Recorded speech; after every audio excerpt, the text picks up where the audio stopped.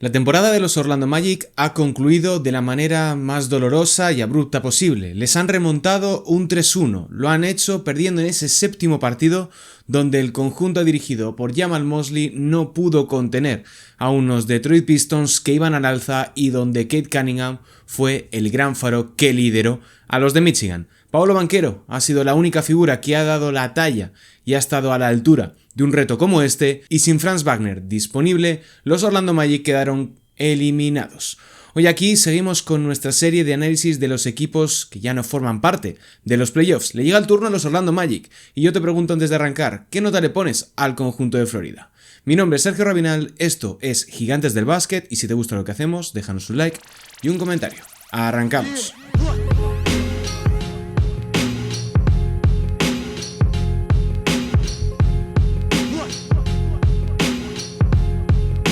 Hola, ¿qué tal? Bienvenidos un día más aquí a Gigantes del Básquet. Hoy le llega el turno a los Orlando Magic, que fueron eliminados esta pasada noche, la noche del domingo, en un séptimo partido donde los Detroit Pistons les costó, pero finalmente consiguieron atar la eliminatoria. Mañana martes analizaré el caso de los Toronto Raptors, pero como ya tenemos muchos contenidos en el día de hoy en Gigantes del Básquet, pues bueno, solamente dedico este pequeño espacio a los Orlando Magic y mañana ya a los Toronto Raptors y lo que venga más adelante.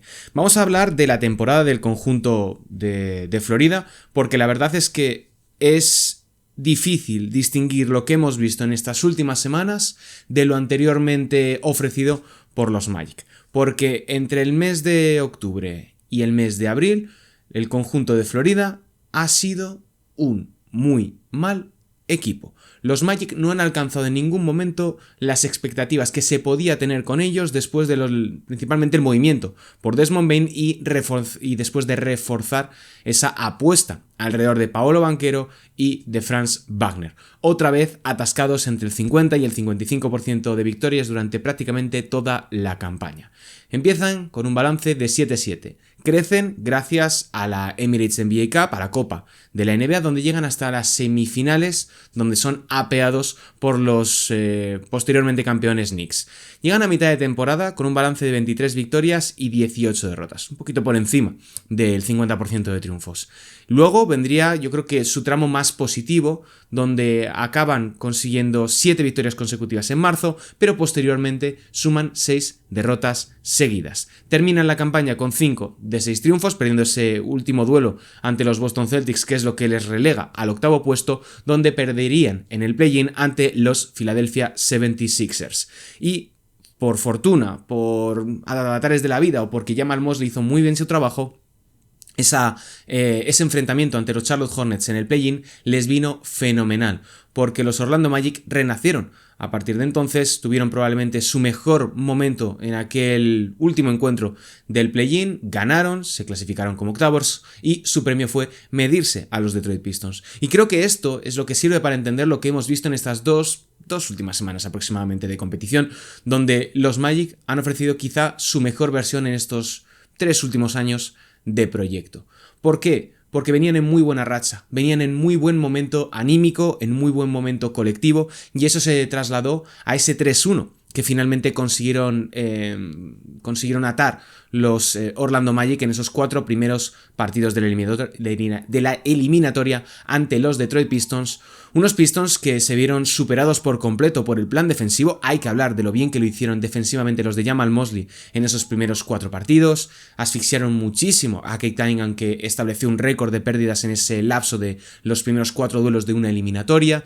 Hicieron que no le llegasen balones a Jalen Duren, y Duncan Robinson y Tobias Harris no pudieron ofrecer un nivel lo suficientemente alto desde el punto de vista ofensivo como para poder solventar esa ausencia de Jalen Duren y el bajo rendimiento de Cade Cunningham comparado con lo que habíamos visto anteriormente.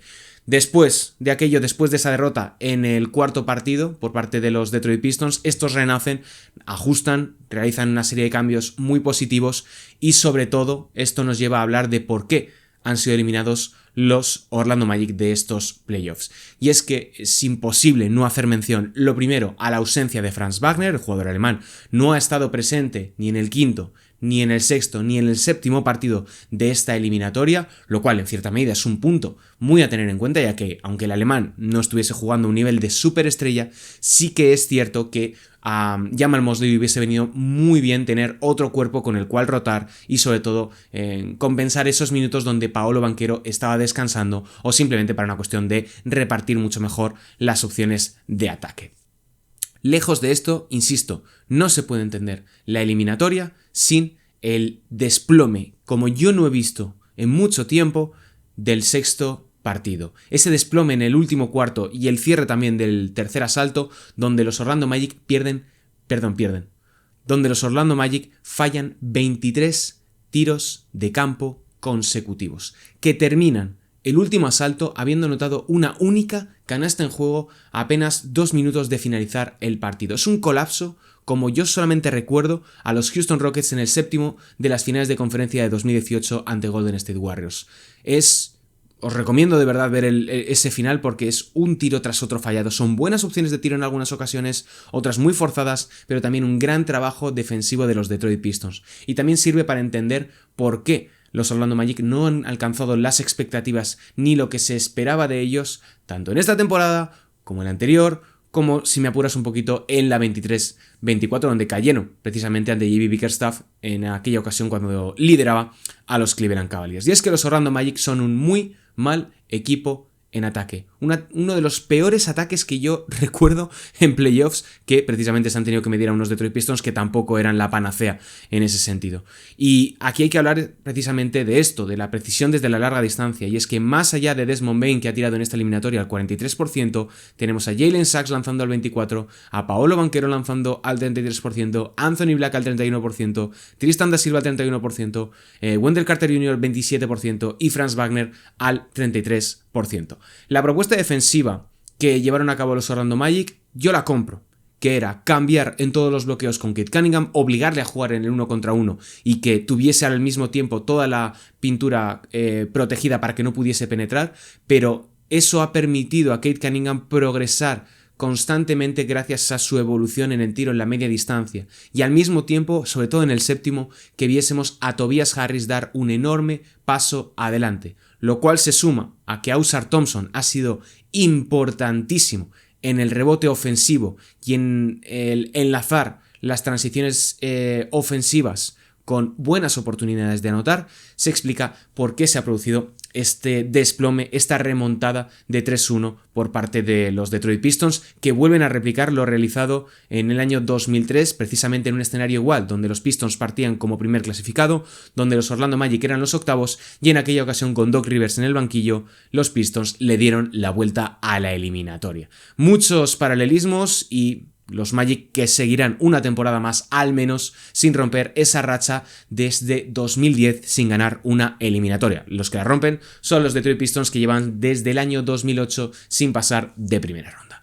Esto nos lleva a lo más importante, que es la situación de cara al mercado, de cara a lo que se viene en los próximos meses. Vamos a hablar de los salarios que tienen garantizados para arrancar, porque es lo que más va a mover a los Magic en los próximos meses, el objetivo de aligerar carga salarial. Tienen 218,3 millones garantizados en salarios, lo cual coloca a los de Florida en el primer apron y al borde del segundo. Tienen apenas 3,7 millones de margen respecto del segundo umbral del impuesto de lujo. Van a ser el cuarto equipo más caro de toda la NBA si no realizan cambios antes de que empiece la campaña, y a lo que se le van a sumar que tienen que añadir 3 jugadores más porque tienen 12 contratos vigentes para la próxima campaña. En resumen, y simplificando mucho, tienen las manos atadas. Ahora mismo tienen 155 millones de dólares comprometidos entre Jalen Suggs, Franz Wagner, Desmond Bane y Paolo Banchero para la próxima campaña, para la 26-27. El top 3 de salarios se resume en Franz Wagner, 41,7 millones, Paolo Banchero, 41,2 millones y Desmond Bane, 39,4 millones de dólares. Con este escenario y con las actuales normas del convenio colectivo, este equipo no puede seguir mucho tiempo vigente. ¿Por qué? Porque van a empezar a aplicárseles muchas de las sanciones, muchas de las restricciones, y a largo plazo van a acabar entrando dentro del segundo umbral del impuesto de lujo. Simplemente añadiendo jugadores por el mínimo de veterano se meten ya directamente en el segundo umbral del impuesto de lujo. Y todo ello sin mencionar la siguiente parte, que son los jugadores que terminan contrato. Mo Wagner, que va a acabar contrato con los Orlando Magic, ha estado lesionado la mayor parte del tiempo, es un jugador muy importante, lo vimos en el séptimo, creo que lo hizo realmente bien dentro de las limitaciones que tiene el jugador alemán, pero que lo vas a querer mantener al mismo tiempo que tienes a su hermano como una de las principales figuras a tener en cuenta. Jett Howard, un jugador que elegiste en el draft, que también acaba contrato y que no es agente libre restringido porque no le extendiste el último año, una elección de primera ronda que has acabado desaprovechando. Colin Castleton, este sí que va a ser agente libre restringido. Jevon Carter, que me ha gustado mucho, sobre todo su aportación desde el mes de marzo cuando ya se une a estos Orlando Magic. Y Jamal Cain, que tiene una opción de equipo de 2,5 millones que van a tener que aceptar. De tal manera que si aceptan la opción de Jamal Cain por 2,5 millones, se van a colocar a las puertas con 13 contratos garantizados del segundo apron del impuesto de lujo. Están muy condicionados a nivel salarial. Extensiones a la vista. Tienen la de Anthony Black, que va a entrar en su último año del contrato rookie, tienen la de Goga Bitadze y tienen también disponible la de Desmond Bane. De aquí, yo solamente me plantearía la de Anthony Black en caso de que cuadren los números, porque puede ser un jugador a tener en cuenta, pero sí que es cierto que dado el nivel que le hemos visto, sobre todo desde el mes de enero, mes de febrero y especialmente en estos playoffs, salvo algún momento como el sexto partido, yo sería un poco cauteloso. Si los Magic son capaces de acordar una extensión de contrato a la baja, fenomenal. Si no, me la jugaría el curso que viene haciéndole agente libre restringido.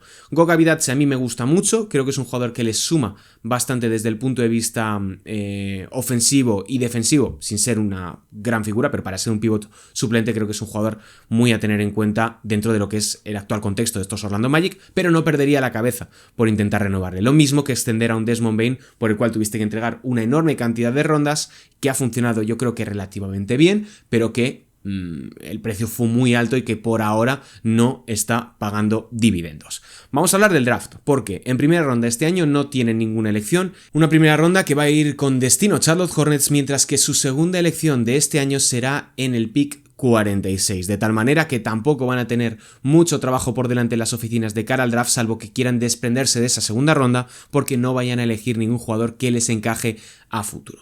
Pasamos al siguiente punto y ya cerramos con esto, y es qué deben hacer los Orlando Magic de cara a este próximo mercado de agentes libres, mercado de traspasos en general durante esta offseason. El primer movimiento, y creo que no debería tardar mucho en producirse, es el despido de Jamal Mosley. No os lo vais a creer, pero justo en el momento en el que he terminado de grabar, he pausado aquí en el OBS, ha salido la noticia de Sam Serania de que Jamal Mosley ha sido despedido como entrenador de los Orlando Magic. Así que lo que viene a continuación, después de decir que creo que deberían despedir a Jamal Mosley, creo que aplica y no me vais a hacer volver a grabar todo el vídeo simplemente por un incisillo. Así que bueno, continuemos con el vídeo. Seguimos. Jamal Mosley es una figura que gracias al play-in parecía, y al inicio evidentemente ese 3-1, que podía salvar la papeleta, que podía alargar su periplo en estos Orlando Magic pese al mal trabajo que ha hecho en estas 3 últimas temporadas. Creo que no ha sido un entrenador que haya sido capaz de desarrollar un mínimo sistema ofensivo adaptado a la realidad actual de la NBA y sobre todo